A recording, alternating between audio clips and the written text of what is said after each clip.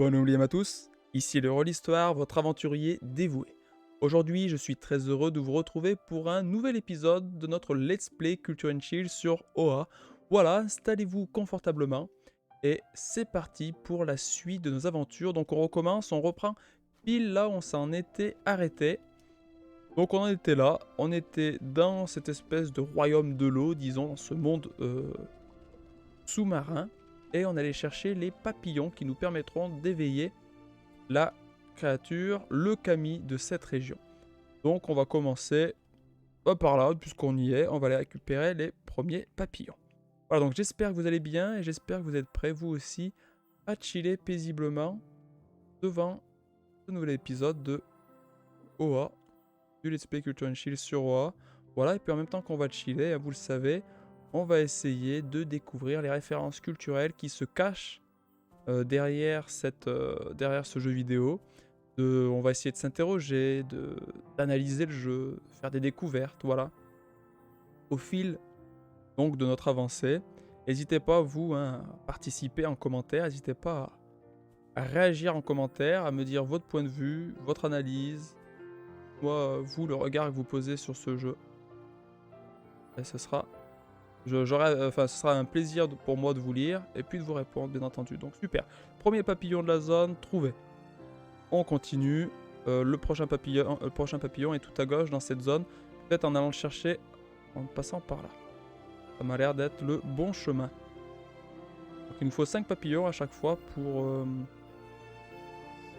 Il nous faut 5 papillons... attendez, je redescends. Il nous faut 5 papillons pour éveiller la créature de la zone, le kami de la zone, et pour qu'il nous donne un nouveau pouvoir. Qu'il nous apprenne quelque chose, une nouvelle action. Alors, papillon... Il doit pas être très loin, il doit être par là-bas.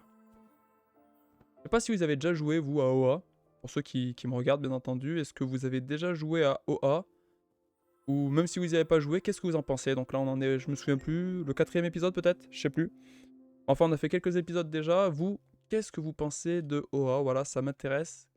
Qu'est-ce que vous en pensez? Vous avez plusieurs épisodes qu'on y joue. Voilà, dites-moi votre point de vue. Moi, je trouve personnellement que c'est un jeu magnifique. Avec des graphismes magnifiques, une bande-son magnifique. Et puis, une histoire qui est relativement simple, mais quand même intrigante, mystérieuse, et qui nous donne envie de découvrir qu'est-ce qui s'est passé, pourquoi notre personnage a été menacé, où est passée sa famille, pourquoi on est parti, pourquoi on est revenu, quelles sont ces créatures de métal qui potentiellement, en tout cas elles ont l'air agressives. Voilà. Oh, espèce de gros coquillage. Qu'est-ce qui se passe? Ah, on interagit avec visiblement. Ok, à l'intérieur, il y a une créature et il y a le symbole qu'on doit éclairer. Est-ce que ça réveille? Non, ça lui a juste allumé une espèce de boule lumineuse au-dessus de lui. Ok. Donc là, c'est bon. On s'en va maintenant et on passe à la suite. Attendez, j'ai l'impression que oui, c'est bon. Là, ça passe. On va ressortir de cette zone-là. Hop. En avant. Alors attendez, je vais remettre la carte. On va pouvoir sortir, je pense, dans pas longtemps. Et on va pouvoir continuer pour aller chercher les papillons qui nous manquent. Il en manque 3. Donc les zones, elles se complexifient un petit peu. Au fur et à mesure qu'on avance, ça se complexifie un petit peu, mais le jeu reste simple quand même. Le gameplay est plutôt simple, même si, comme je vous dis, moi ça me va très bien. Alors attendez. Ah bah du coup, si il se décale, là, ça va pouvoir me permettre d'aller au-dessus. Ça, c'est cool. On va aller chercher les papillons qu'il y a dans cette région-là, dans cette zone-là. Oui, donc le jeu reste simple et on peut pas mourir. Hein. Il n'y a pas de combat. Contrairement à un Hollow Knight ou un Ori, par exemple, il n'y a pas de combat. Et on peut pas mourir. Donc le jeu, c'est vraiment une promenade, hein. Une promenade à travers un univers magnifique. Inspiré des animes du studio Ghibli. D'ailleurs, en ce moment, pour ceux qui ont vu la vidéo sur Nausicaa de la vallée du vent, je voulais vous dire que en ce moment, je suis en train de lire les mangas Nausicaa de la vallée du vent. Et ils sont excellents, mais vraiment excellents, quoi. L'anime, j'avais bien aimé moi l'anime. Je l'avais trouvé bon, j'avais trouvé très bien. Mais alors à côté du manga, l'anime c'est rien du tout. Et c'est pas pour dévaloriser l'anime, hein. J'ai beaucoup aimé moi Nausicaa, la vallée du vent. Simplement, le manga, il est tellement mieux, tellement plus complet, tellement travaillé. Dans l'anime, il y a plein de choses. Forcément, c'est court, c'est raccourci du coup pour que ça tienne en un anime. Et puis, donc du coup, c'est pas détaillé pareil. Et puis, il faut se dire aussi que au moment où Miyazaki sort Nausicaa, la vallée du vent, il avait sorti que 2 tomes de ce manga, Nausicaa, la vallée du vent, et qu'en fait, il y en a 7. Donc forcément, c'est réduit dans Nausicaa, la vallée du vent, l'anime, dans l'anime. Mais regardez le gros poisson qu'il y a au loin, il est gigantesque. Et donc du coup, voilà, c'est réduit. Et dans le manga, c'est très développé. Et justement, il y a un peuple qui apparaît pas du tout dans l'anime, alors qu'il est essentiel en fait au scénario, c'est le peuple des Dorks. Donc rien que ça déjà, ça manque clairement ça manque dans l'anime. Et puis du coup juste plein de choses, par exemple Kushana est beaucoup mieux développé, son développement psychologique et son personnage est beaucoup plus développé dans le manga, notamment ses relations avec son père et son frère, et puis sa mère aussi. Euh, une histoire de trahison en fait dans la famille impériale Tolmec, et c'est absolument formidable. Ah ouais, ce jeu, pardon, lapsus, ce manga Nausicaa de la vallée du vent est magnifique. Je suis en train de le lire, je me régale. Et potentiellement, je vais peut-être, quand j'aurai le temps, en faire une vidéo sur ces mangas. Ça vaudrait vraiment le coup, je pense, de faire une vidéo sur ces mangas. Ah, ça serait cool. Après, je voulais vous dire, ouais, je pense que j'en avais un petit peu parlé dans les épisodes précédents. En ce moment, j'ai un petit peu du mal à trouver du temps pour faire des vidéos. J'écris des scripts pour Laurent Turcot. J'ai écrit un petit script pour. J'ai participé plutôt à l'écriture d'un script pour Nota Bene aussi. Donc je suis assez content de pouvoir travailler pour Laurent Turcot et Nota Bene. Mais du coup, en contrepartie, moi j'ai moins de temps pour faire mes recherches et faire l'écriture de mes propres scripts. Parce que quand j'écris un script, hein, je fais les recherches et puis ensuite je fais la rédaction du script. Donc c'est les deux travails en un finalement, parce que le travail de recherche est quand même très conséquent. Parfois, c'est même plus long de faire le travail de recherche que le travail d'écriture, même si le travail d'écriture est quand même très long aussi. Et donc du coup, j'ai moins de temps pour moi et pour avancer sur mes vidéos. C'est pas grave, hein, parce que je suis content de pouvoir travailler pour Nota Bene et Laurent Turcot. Mais c'est vrai que du coup, en contrepartie, j'ai moins de temps pour moi. D'autant plus que là, en ce moment, j'ai de la chance, j'ai trouvé du travail. Je suis professeur documentaliste. J'aime beaucoup d'ailleurs le travail de professeur documentaliste. C'est vraiment sympa le contact avec les élèves. Je peux partager plein de choses avec eux, donc ça, c'est vraiment cool. Et, euh, et du coup, donc entre mon travail de professeur documentaliste et mon travail pour Laurent Turcot et Nota Bene, fait que j'ai un petit peu moins le temps. Même si j'ai quand même fait des TikTok, donc des formats shorts si vous voulez pour YouTube.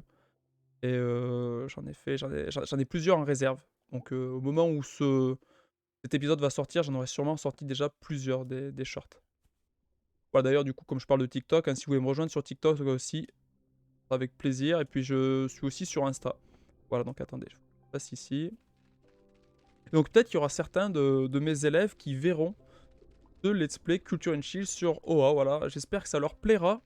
Et j'espère que ça leur donnera peut-être envie de découvrir ce jeu et d'y jouer par eux-mêmes. Parce que vraiment, c'est un jeu que je conseille à tous, à tout le monde.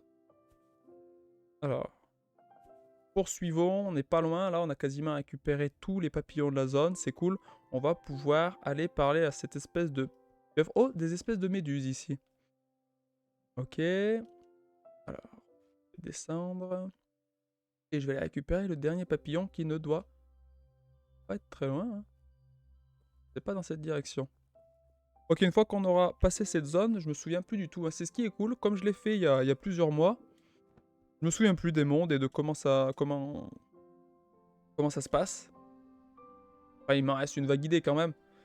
Je vais pas tout oublier non plus, mais ce que je veux dire, c'est que je me souviens pas tous les mondes qu'on passe. Et donc c'est cool, je suis impatient de découvrir la suite, de redécouvrir la suite, et de voir où ça va nous mener. Donc voilà, je passe au milieu des méduses, qui ne sont pas du tout agressives d'ailleurs, hein. Pas attaquer, cool. Hop, et on continue. On va plus être très loin. Papillon, du 5e papillon. Où est-il? Ok, par là. En avant. Ok. on enchaîne juste avec des eaux sous pression, des méduses. Ah, je suis passé derrière la méduse là. Et je pense qu'il doit être juste là, non? Ah, je le vois pas. Je vais mettre la carte. Toujours se repérer sur la carte. Toujours pour être sûr de pas se perdre en fait et pas aller dans la mauvaise direction, dans la mauvaise zone. Ok. Allez, je descends. Ça va passer. Non, ça ne passe pas, mais c'est par intermittence, donc je vais pouvoir passer. Mince. Attendez. Hop. Vite, vite, vite, vite, vite. Super, c'est passé. Je vais remettre la carte. Ok, donc il est dans cette direction, le papillon. Ça va? Oups. Si ça va passer, c'est bon. Ah, c'est bon. Le papillon doit être tout en bas. Récupérons-le pour aller parler au kami de cette région. Non, va falloir que je descende encore plus bas. Donc je vais attendre que l'eau sous pression disparaisse. Oh bah non, j'ai pas attendu. Je suis passé. Mince. Ok, alors attendez. Là, vite, vite, vite, vite, vite. Là, voilà, super, c'est passé. Allez, on avance, on avance, on avance. Oups. Taper sur la méduse. Mon objectif. Et nous voici. C'est un petit peu bizarre de marcher sous l'eau quand même parce que il rebondit comme si qu'il était sur la lune, un petit peu avec une gravité différente et des fois ça change un petit peu les repères. Ok, donc le papillon va être là. Où est-ce qu'il est? Je le vois pas pour l'instant. Où est-il le papillon? On va mettre la carte. Ok, juste au-dessus. Que je vais pouvoir passer dessus. Oui. Cool. Je le vois toujours pas. Décidément. Paf, et si je mets la carte. Attends, j'y suis dessus quasiment. Un petit peu au-dessus. Ah, il est là. Super. Allez, on récupère. Et on s'en va. Alors. Est-ce que je vais pouvoir repartir? Non. Ah mince, je suis coincé. Va falloir que je refasse tout le tour du coup. J'ai bien peur que je doive refaire tout le tour. Bon. Je vois pas comment je pourrais faire autrement. Si je fais ça. Non. Non, non, hein, je suis obligé de faire tout le tour, je pense. Je vais redescendre. Je fasse tout le tour. Mais en même temps, il faut que je fasse tout le tour, mais en même temps, je suis même pas sûr parce que il faut que j'aille éclairer cette espèce de petite. Faut que j'aille éclairer le symbole. Et le symbole, il est au-dessus de moi, il est pas tout à gauche. Mince. Je sais pas. Donc, il va falloir que je tâtonne un petit peu pour découvrir ce que je dois faire. De toute façon, c'est un petit peu ça. Hein. Chaque fois, il faut tâtonner, essayer, expérimenter pour essayer de découvrir la suite, bien interpréter les éléments qu'il y a à l'écran pour avancer et continuer. La musique est vraiment agréable dans cette zone-là, donc c'est cool. C'est agréable, apaisant. On passe vraiment un bon moment à chaque fois quand on joue à ce jeu. Toujours un moment de calme et de sérénité. On pourrait faire de la méditation en même temps qu'on joue à ce jeu, je pense. La méditation serait tout à fait possible. Le jeu vidéo pour méditer. On peut faire tout un tas de choses. Hein. On peut avoir plein d'applications, je pense, avec le jeu vidéo. On peut méditer avec. On peut apprendre. On peut s'interroger. On peut philosopher. On peut réfléchir. On peut découvrir. On peut jouer, bien sûr, aussi. On peut s'amuser. Mais le jeu va, en fait, si vous voulez, pour moi, le jeu n'est... Le jeu se marie très bien avec tout un tas d'autres pratiques. C'est-à-dire que quand je dis un let's play culture and chill, quand je dis culture, quand je dis s'interroger, c'est pas se prendre la tête. C'est vraiment s'interroger de manière fluide, dynamique. On s'interroge, on réfléchit, mais on s'amuse en même temps. C'est pas l'un ou l'autre. Le fait de réfléchir et de s'interroger n'est pas en contradiction avec l'amusement.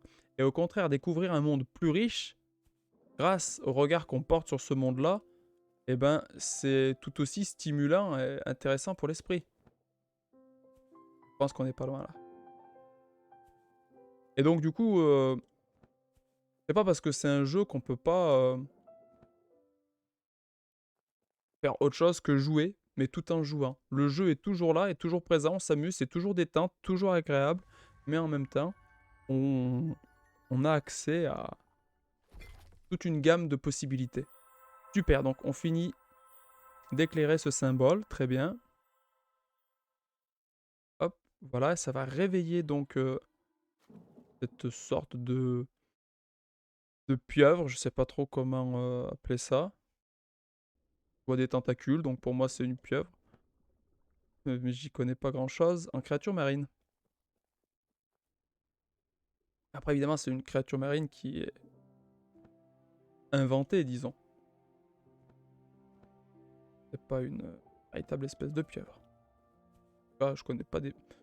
Remarque, maintenant que j'y pense, ça a des yeux une pieuvre? Je sais même pas. Et si ça en a plusieurs? Deux, trois? Je sais même pas. C'est des questions que je me pose là d'un coup et je me rends compte que je sais, j'ai même pas les réponses à ces questions pourtant toutes simples. Je pense que ça a des yeux une pieuvre, ouais. Je me souviens pas du tout. Ouais. Je vois plus ou moins à quoi ça ressemble, mais je sais plus. Je sais plus pour les yeux. Je pense que oui. Quelqu'un pourra me répondre en commentaire, je suppose. Alors attendez, donc je viens ici, super, et je discute avec le kami de la région. Je voulais expliquer pourquoi je considérais ça comme des kamis. Combien d'années se sont écoulées depuis que je t'ai permis de t'échapper sur ce bateau-feuille? Je sais que tu le recherches, mais cet endroit est très dangereux. Tu y tiens vraiment, apporte-moi 5 papillons. Je ne peux rien t'apprendre, mais je peux t'ouvrir un chemin. Venez mes enfants. Ok, donc on a les 5 papillons. Cette espèce de pieuvre ne va rien nous apprendre, mais va nous ouvrir un chemin. Oh, des espèces de bébés pieuvres. Ou des jolies petites créatures. Tu peux accéder à leur nid en passant par ce tuyau brisé là-haut. Donc tuyau, au milieu donc de cet endroit naturel, un tuyau donc qui est le symbole d'une technologie. Pas d'une activité peut-être que c'est une activité humaine. Est-ce que cette technologie découle de l'activité humaine? Je sais pas. Mes enfants t'aideront à y accéder. Attention là-haut mon chou, ok. Donc ces enfants vont m'aider. Je pense qu'il va falloir que je saute. Oups. Que je saute dessus pour qu'il m'emmène plus haut. Cool, pardon. Ok. Donc on va sauter de bébés... Enfin, je vais dire des bébés pieuvres, mais en fait c'est pas forcément des bébés pieuvres. De petite créature en petite créature. Jusqu'à arriver tout en haut pour passer dans le tuyau. Et le tuyau va nous emmener dans le monde suivant. Donc peut-être qu'on va enfin accéder... enfin. Je veux dire, en apprendre davantage plutôt sur cette technologie menaçante. Quels sont ces éléments? D'où viennent ces éléments technologiques et pourquoi sont-ils agressifs? Qu'est-ce qui les a créés? Et puis, c'est quoi leur objectif finalement? Ces éléments technologiques, on va peut-être en apprendre davantage. Il y a un petit temps de chargement. Et on va voir sur quoi ça nous amène. Je ne sais pas si on est encore loin de la fin du jeu. Hein. Comme je vous l'ai dit, le jeu est plutôt court, hein. Même très court. Oh, en tout cas, vous avez vu, donc là, il y a le tuyau. Est-ce que je suis toujours dans l'eau? Non, il n'y a plus l'eau, ça fait plus la même chose. Nouvelle carte débloquée, appuyez sur triangle, ok, donc là, il y a des éléments à aller activer. Et là, on a un tuyau, donc clairement... Après, est-ce que notre personnage est si petit que ça? Parce que vous avez vu, la manivelle et les tuyaux sont vraiment à taille de notre personnage. Et la manivelle est à taille de notre personnage. Alors après, je me pose peut-être trop de questions, mais du coup, si c'était à taille humaine, cette petite manivelle qui est en dessous de nous aurait dû être bien plus grande. Enfin, question que je me pose, si notre personnage est petit par rapport aux humains. Est-ce qu'il y a des humains d'ailleurs dans ce monde-là? Peut-être qu'il n'y en a pas. Mais alors d'où vient cette technologie? Ces petits robots ont été construits par qui? Et pourquoi sont-ils agressifs? Est-ce qu'ils ont été programmés comme ça? En tout cas, c'est, je vous l'ai dit déjà à plusieurs reprises, le sujet de la technologie menaçante qui est cher au Studio Ghibli et notamment cher à Hayao Miyazaki, que l'on retrouve ici. Donc pour l'instant, ce sont des petits robots qui sont sans trop d'importance. Je veux dire, ils nous font pas bien de mal, même s'ils nous mettent des petits coups de patte. Donc en tout cas, hein, ça fait des espèces de tuyaux là, avec des manivelles et puis une espèce de jauge là sur laquelle je suis. C'est un petit peu ambiance steampunk, j'avais envie de dire. Et en tout cas, on change clairement d'endroit. Hein. Là, les galeries ont l'air d'être artificielles, elles sont pas naturelles, donc ces galeries. Et les tuyaux ont été ajoutés pour faire tourner des machines. Des machines qui tournent de quelle manière d'ailleurs? avec quelle alimentation? On ne sait pas pour l'instant, on va en découvrir davantage. Et justement, donc on passe, et ça tranche avec le reste. On était dans la forêt, on était dans la nature, on était dans une grotte naturelle, on était dans l'eau. Dans un lac, je crois qu'ils avaient dit que c'était. Ah non, faut que je le fasse venir vers moi.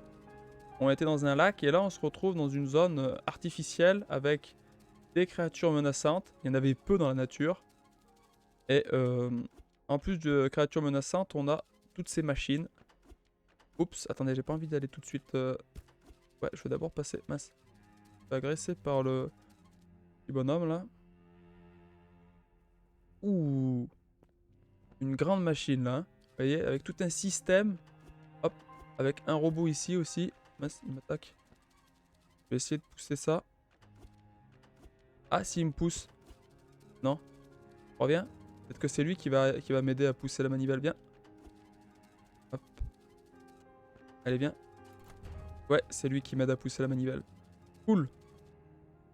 Il a été l'acteur de ma propre évasion finalement. Ok, cool. Donc on continue. Ça devient intriguant, de plus en plus intriguant. Au départ, c'est juste paisible et ça dégageait une forme de sérénité. Et là, justement, on change dans les tons de couleurs.